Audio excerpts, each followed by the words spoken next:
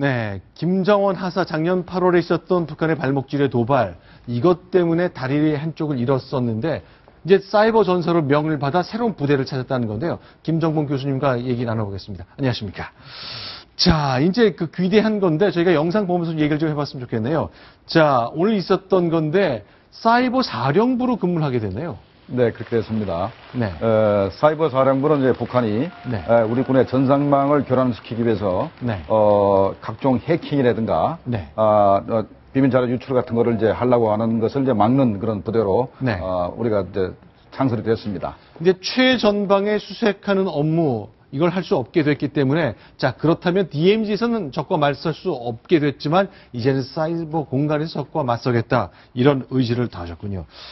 네. 그러니까 네. 우리 이 특전사 출신이지 않습니까? 그렇죠. 근데 특전사가 이제 우리가 내세운 게 일기당천, 네. 일당백 그러지 않습니까? 네. 이 사이버 공간에서도 그 정도 기백으로 일을 해야 될 겁니다. 네. 북한의 그 사이버 전력이 네. 인원수로 보면은 전 세계 4위고 네.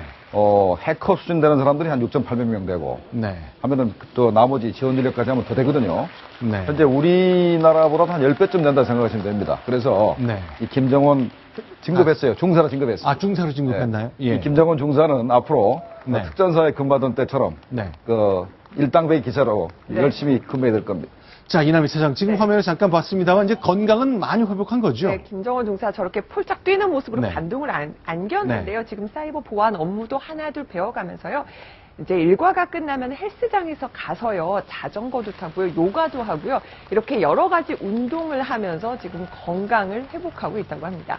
자, 그러면 사이버 사령부라는 게 이제 북한이 사이버 테러하고 공격하는 걸 막기 위한 건데 이제 뭘 하게 되는 거죠? 원래는 컴퓨터 프로그래머나 디자이너가 되고 싶은 생각이 있기 때문에 네. IT 기술에 대한 이해는 꽤 있는 것 같은데 어떤 일을 하게 되는지는 아직 정해지지는 않았습니다. 이 사이버 사령부는 원래 임무가 있습니다. 아, 그러니까 우리 대한민국의 네. 주요 군 관련 자료들을 네. 북한이 해킹하는 걸 일단 막아야 되겠죠. 아, 뭐 군 장성이나 영관급 장교 컴퓨터 해킹하는 거 그런 거죠? 그뿐만 아니고 이제 그 부대 컴퓨터도 마찬가지고, 네. 그다음에 우리 국방부 홈페이지라든가 이런 네. 데 들어와서 교란시키고 이상한 무슨 자료를 얹어놔 가지고 네. 이렇게 교란시키는 그런 것도 막아야 되고, 네. 그다음에 3월 8일 날 네. 국정원에서 발표를 했죠. 네. 우리 한민구 국방부 장관, 그다음에 김관진 국가안보실장, 네. 그다음에 윤병세 외교부 장관의 네.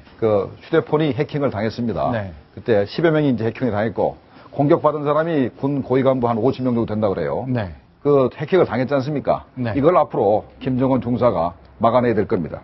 그다음에 또 하나는 네. 가장 중요한 부분이 북한이 대한민국에 대해서 네. 와해 모략 공작을 합니다. 네. 대한민국 체제를 무너뜨리고 네. 또 모략 선전하기 위해서 이제 와해 모략 공작을 하는데 네. 그걸 이제 주로 이제 유언비어를 만들어서 유포시키거나, 네. 그다음에 이제 북한 체제를 지지하고 찬양하는 그런 글들을 만들어서 네. 우리 국내 이렇게 우리나라의 포털 사이트에 들어와가지고 그렇죠. 댓글 달듯이 하면서 예. 남길 수 있다는 거죠. 예, 그런 것 때문에 그런 걸 전부 다 김정은 하사가 담당해야 될 거예요.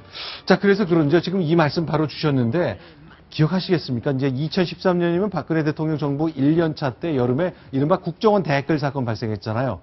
자, 정치에 개입했느냐 안 했느냐 이 논란 끝에 당시 청문회가 열렸는데 그 젊은 사람들이 많이 가는 포털 사이트 DC 인사이드라는 곳의 사장이 국회에 출석해서 증언을 했습니다.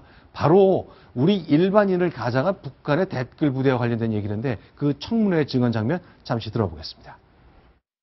저희가 관리를 하다 보면 1초에 한 개씩의 속칭 정보 전사들로 쓴 걸로 보이는 게시물이 올라옵니다. 국내 종북 세력이 아니라 북한의 소행임을 알 수 있는 내용들이 있어서 한 석 달 전쯤에 국정원에 신고를 했습니다만. 그러니까 결국 북한의 사이버 전사들이 이 대남 사이버 심리전을 하고 있다는 얘기네요. 예, 그렇습니다.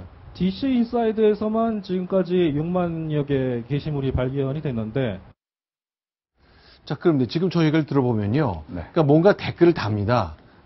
김정은을 대놓고 찬양하면 좀 금방 눈에 띄겠지만 애매하고 교묘한 방법으로 쓴다는 건데 이거 북한의 소행만 알 수 있는 내용들이 쭉 있다 그러거든요. 자기들이 지운다 그러는데 그럼 네. 어떻게 하는 거죠? 내용을 보면은 네. 용어를 대한민국 국민의 맞춤법이 아는 걸 주로 많이 쓰게 되고. 아, 맞춤법이 좀 틀립니까? 그다음에 용어도 다른 걸 쓰기 때문에 이제 바로 알 수 있는데. 네. 그게 보면 말이죠. 그냥 그렇게 달리는 것이 아니고 먼저 북한이 운영하는 그 홈페이지들이 있습니다. 네. 우리 민족끼리 같은데. 그렇죠. 그런데 보면은 지령물이 내려옵니다. 네. 그것들이 주로 달리기 때문에 같은 내용이면은 아, 저 북한이 보냈구나 하는 걸 알 수가 있고. 네. 또 하나는 단순히 그러면 우리 저 종북 인사가 네. 그걸 쳐가지고 하는 거하고 저렇게 그 북한이라고 확실히 그 확정을 잡을 수 있는 내용하고 네. 사이를 어떻게 할 수 있냐면은 네. 저 사람들이 그 해외에 있는 네.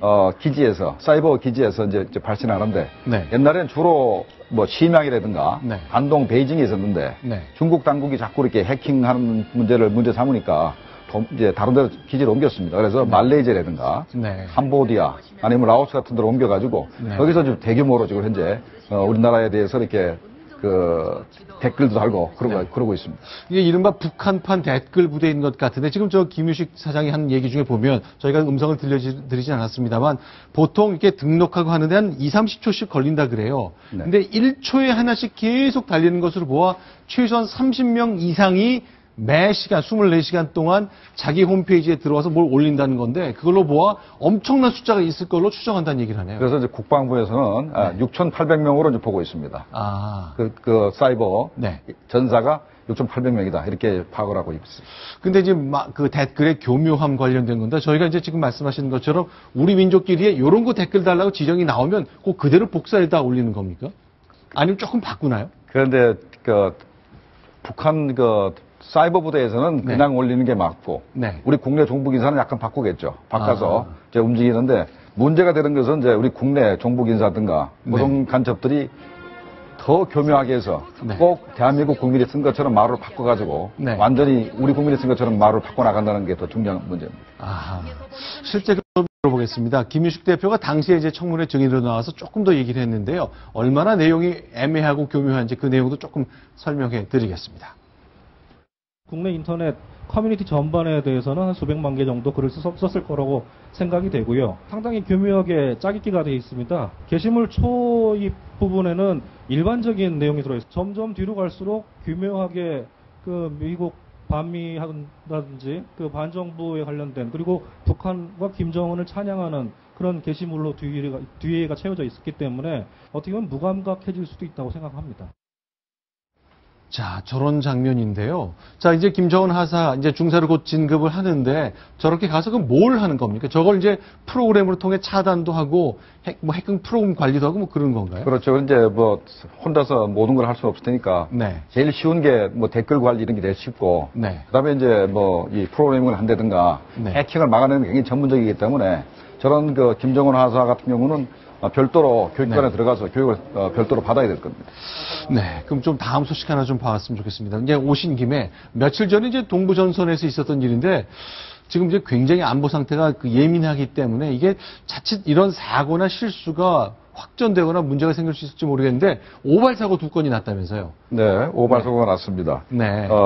그 최정방 경계초소에서 네. 우리 K6 중기관총이 2발 실수로 네. 발사가 됐고 네. 그 관련해서 3번이나 오발이라는 얘기를 방송을 했기 때문에 네. 북한이 대응 사격은 하진 않았습니다. 네. 근데 보통 이렇게 되면 방송을 통해 지금 총이 2발 발사됐는데 오발이다, 실수다, 사고다 이렇게 방송하는 게 보통 우리 규범대로 매뉴얼대로 하는 거죠. 이 오발이다고 방송하는 것은 매뉴얼에 있다고 생각은 안 하는데요. 북한이 도발했을 경우에 우리가 네. 뭐 3배에서 5배 정도 이렇게 보복한다는 그 매뉴얼이 있지만은 저거 3번 방송한다는 게 있는지 저는 잘 모르겠습니다. 그거는. 그러면 이제 어쨌건 이것 때문에 북한이 뭐 새로운 대응을 한다거나 그런 일이 없었기 때문에 네. 자칫 만약 이거 대응 사격한다고 북한도 매뉴얼이라는 게 있을 텐데 원점 타격한다 이쪽을 공격했을 수도 있잖아요. 그렇죠. 근데 재밌는 게 있습니다. 네. 북한에서는 김정은 지시가 없이는 네. 총알 한 방도 쏠 수가 없습니다.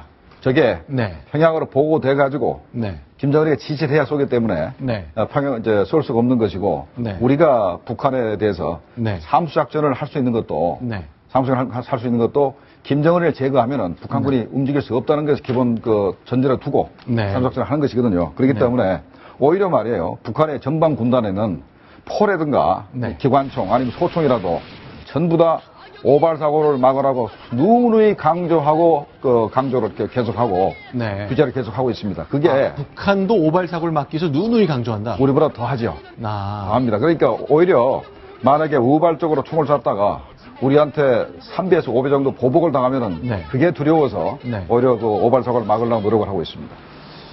그렇군요. 이런 건데 우리는 보통 대통령이 이런 얘기하는 거 많이 들었거든요.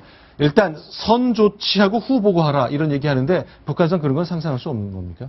그건 이제 김정은이가 미리 지시를 내립니다. 네. 현재 남조선에서 이런 행동을 하면은 강하게 보복하라는 지시가 있으면 거기 따라갈 수는 있으나 네. 이렇게 우발적으로 네. 총알이 날아왔을 때는 아무것도 할 수가 없습니다. 지시를 받아야 되니까.